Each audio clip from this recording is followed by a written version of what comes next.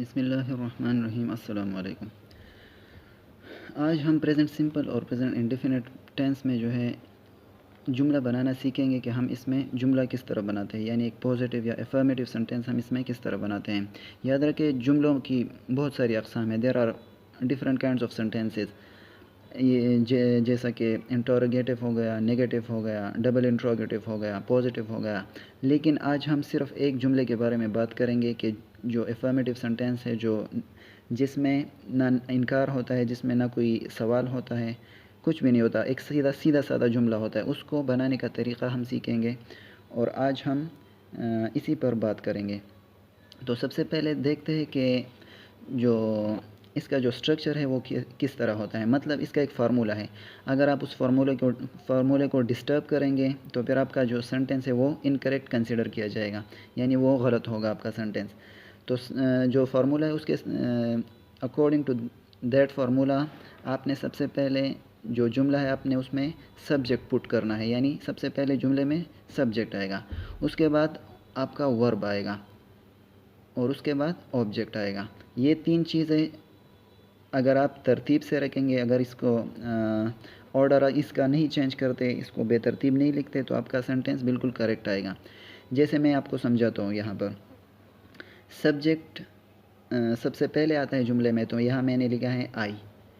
Subject किसको कहते हैं ये भी समझ ले आपके सब्जेक्ट होता क्या है। सब्जेक्ट किसी जुमले में जो काम करने वाला होता है उसे सब्जेक्ट कहते हैं। जैसे आई प्ले क्रिकेट, तो यहाँ पर इस जुमले में क्रिकेट कौन खेलता है, ये खेलता है ना, आई। तो ये आई क्या हो गया, सब्जेक्ट हो गया। सब्जेक्ट यानी काम करने वाला। इसी तरह वर्ब जो होता है, वर्ब में कोई हरकत होती है या कोई काम होता है जिसको वर्ब कहा जाता है। जैसे प्ले, इसको आप इस तरह भी समझ सकते हैं, वर्ब एक ऐसा वर्ड है जिसमें मतलब जिसमें कोई हरकत होता है। प्ले अगर आप खेलेंगे तो आप हरकत करेंगे ना। इसी तरह ये जो दूसरा वर्ब मैंने दिया है गो, अगर आप जाएंगे किसी जगह पर तो आप हरकत करेंगे, अपने पाँव को हरकत देंगे तो आप मूव कर सकेंगे। इसी तरह आप जितने भी वर्ब्स हैं इसको आप इस तरह समझ सकते हैं। बहरहाल आपको वर्ब सीखना होगा। वर्ब के बग़ैर, without learning verb you can not make this sentences. तो ये जो है इसका स्ट्रक्चर है। पहले आपका सब्जेक्ट आएगा आई, उसके बाद वर्ब आएगा प्ले, उसके बाद ऑब्जेक्ट आएगा जो कि है क्रिकेट। तो आपका जुमला जो है बिल्कुल करेक्ट बन गया, आई प्ले क्रिकेट। आप इस तरह नहीं कर सकते कि क्रिकेट को प्ले की जगह रख दें या प्ले को आई की जगह रख दें, तो वो बिल्कुल इनकरेक्ट हो जाएगा। जैसा कि प्ले आई क्रिकेट या क्रिकेट आई प्ले, इस तरह ये इनकरेक्ट होगा। इसी तरह वी, इसमें सब्जेक्ट है तो सब्जेक्ट मैंने पहले रखा वी। गो को, ये वर्ब दूसरे बात जो दूसरा सेकेंडली जो वर्ब आता है जिसमें इस अकॉर्डिंग टू दिस स्ट्रक्चर, तो मैंने यहाँ पर गो पुट किया है। उसके बाद मैंने स्कूल को पुट किया है। तो ये क्या हो गया, इस फार्मूले को मैंने अप्लाई करके ये सेंटेंस कंप्लीट कर लिया। इस टू को आप ना देखें, ये प्रीपोजिशन है, इसको आप अभी इग्नोर करें। बाद में इसको आप जब आप सीख लेंगे तो ये आपकी कन्फ्यूजन ख़त्म हो जाएगी। इसी तरह जो तीसरा सेंटेंस है वो क्या है, शी ऑन्स दिस स्कूल।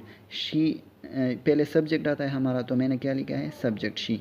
काम करने वाली कौन है, या उसमें जो हो रहा है वो मलकियत किसकी है, या काम करने वाला कौन होता है, सब्जेक्ट। तो सब्जेक्ट मैंने पहले रखा हुआ है यहाँ पर। इसी तरह ऑन इसमें वर्ब है, तो यहाँ पर मैंने ऑन रखा है। वर्ब दूसरे नंबर पर वर्ब आता है तो मैंने ऑन रखा है। इसी तरह दिस स्कूल, तो ये स्कूल जो है इसका क्या हो गया, ऑब्जेक्ट हो गया। तो आपका सेंटेंस क्या हो गया, पूरा बन गया, शी ऑन्स दिस स्कूल। इसी तरह आपकी आसानी के लिए अगर ये जो टेंस है इसकी आइडेंटिटी यानी पहचान, उर्दू में जो जुमले हम पढ़ते हैं उसके आखिर में जब इस किस्म के अल्फाज आ जाए, ता है, ती है, ते है वग़ैरह, तो ये आपने फ़ौरन समझ लेना है कि ये कौन सा टेंस है, प्रेजेंट सिंपल टेंस है। मोस्टली ऐसा ही होता है, मतलब ज़्यादातर जो जुमले होते हैं वो इस तरह ही बनते हैं। कभी कभार ऐसे जुमले भी आ जाते हैं जिसमें ये आइडेंटिटी नहीं होती, लेकिन वो बहुत ही रेयरली होता है, मतलब बहुत एक्सेप्शनल केसेस होता है। जैसे मैंने यहाँ पर एक जुमला दिया हुआ है, शी ऑन्स। पहले नंबर पर जो जुमला है आई प्ले क्रिकेट, इसकी आइडेंटिटी अगर आप चेक करें, मैं क्रिकेट खेलता हूँ। ता हूँ आता है इसमें। इसी तरह वी गो टू स्कूल, मैं स्कूल जाता हूँ, ता हूँ भी आता है इसमें। लेकिन ये जो थर्डली मैंने सेंटेंस पुट किया है यहाँ पर, जो मैंने लिखा है, इसमें ता है ती है, इस ये नहीं आता। लेकिन फिर भी ये प्रेजेंट सिंपल टेंस है। जैसा कि शी ऑन्स द स्कूल, यानी ये स्कूल जो है उसका है, तो यहाँ पर तो ता है ती है नहीं आता। लेकिन ये जो इस तरह के सेंटेंसेस होते हैं वो बहुत ही कम होते हैं। आपने इससे मतलब आप सीख लेंगे इसे, ये कोई मुश्किल नहीं है। लेकिन आपकी मतलब आपको समझाने के लिए कि इस तरह के सेंटेंसेस भी आ सकते हैं इसमें। अब यहाँ पर मैंने आपके लिए चंद जुमले लिखे हैं जिसको आपने ट्रांसलेट करना है इंग्लिश में। लेकिन ये जो फार्मूला है इसको जहन में रखते हुए आपने इसे ट्रांसलेट करना है इंग्लिश में। अगर आप इसको फॉलो नहीं करेंगे, इसके मुताबिक नहीं बनाएंगे, तो फिर आपके जो सेंटेंस होंगे वो इनकरेक्ट होंगे। जैसा कि पहले मैंने लिखा है मैं वहाँ जाता हूँ, तो इस जो जुमला है इसमें सब्जेक्ट कौन है, मैं। इसी तरह जो इसमें वर्ब आपने फाइंड आउट करना है, जाना। यानी अगर आप कहीं जाएंगे तो आप हरकत करेंगे, हरकत वाली जो बात होगी वो क्या होगा, आपका वर्ब होगा। तो जाना आपका वर्ब हो गया और वहाँ आपका ऑब्जेक्ट हो गया।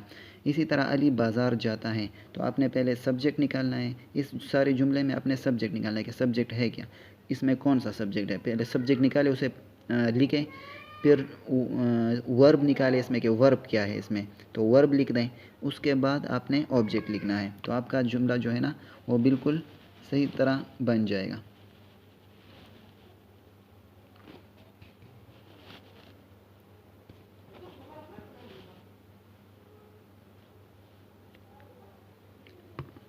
इसी तरह वो होमवर्क करती हैं, तो इसमें सबसे पहले आपने सब्जेक्ट फाइंड आउट करना है, मतलब निकालना है कि इसमें सब्जेक्ट कौन सा है।